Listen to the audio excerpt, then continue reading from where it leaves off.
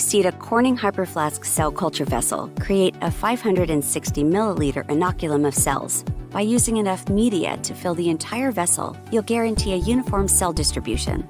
Add your cell suspension, stir the solution, and then tilt the HYPERFlask vessel on its back corner at a 30-degree angle, with the barcode facing the back of the hood. When pouring, try to make as much contact with the inside of the flask neck to reduce foaming. You could also fill the entire vessel by using a 100 milliliter pipette. Once the media level reaches the top of the flaskettes, loosely replace the cap, tilt the flask, and tap it against the surface to release any trapped bubbles. Complete filling the vessel by pouring or preferably pipetting. This way, if there are bubbles or foam in the neck, you can aspirate them out as you fill with the same pipette. Be sure to fill to the top thread of the vessel, not the lower collar of the neck. Tightly cap the vessel and lay the vessel flat, barcode down. As long as the bubbles in the neck are located behind the air dam, you've properly filled the HYPERFlask vessel. If bubbles do travel into the body of the vessel, you'll need to add more media.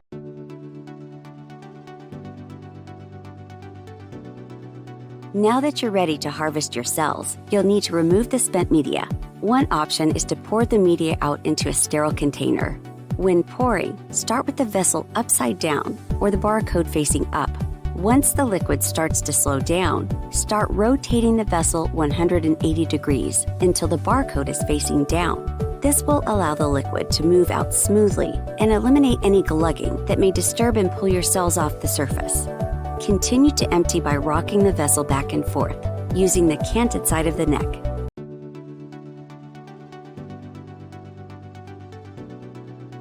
We recommend between 50 and 100 milliliters of PBS to properly rinse all gross surfaces. Tighten the cap and equilibrate by laying the flask on its side, allowing the liquid to equalize. Wet the gross surface by rocking the flask side to side.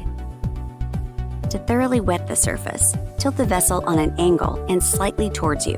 The liquid will concentrate on the bottom layers. This allows a greater volume to wet a few layers at a time, then flip the vessel over and repeat wetting the opposite side of the flask.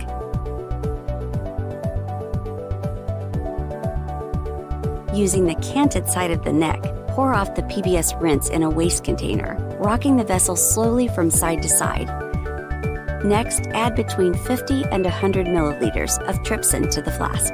Tightly cap the vessel and repeat the previous steps, equilibrating and thoroughly rinsing all surfaces.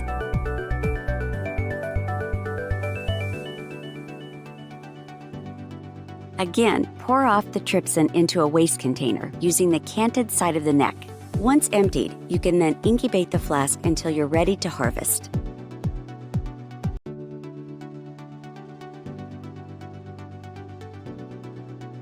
If you incubated with trypsin, add an equal volume of quenching agent to the flask.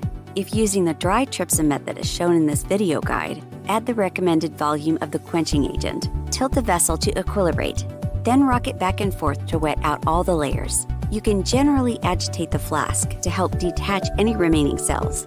To collect your cells, select a small volume container, such as a centrifuge tube or media bottle. Use the canted neck of the vessel to easily pour out the liquid. Rock the vessel from side to side to collect all the suspension. If there's any residual suspension left in the flask, a simple PBS rinse can be used to collect the remainder of the cells.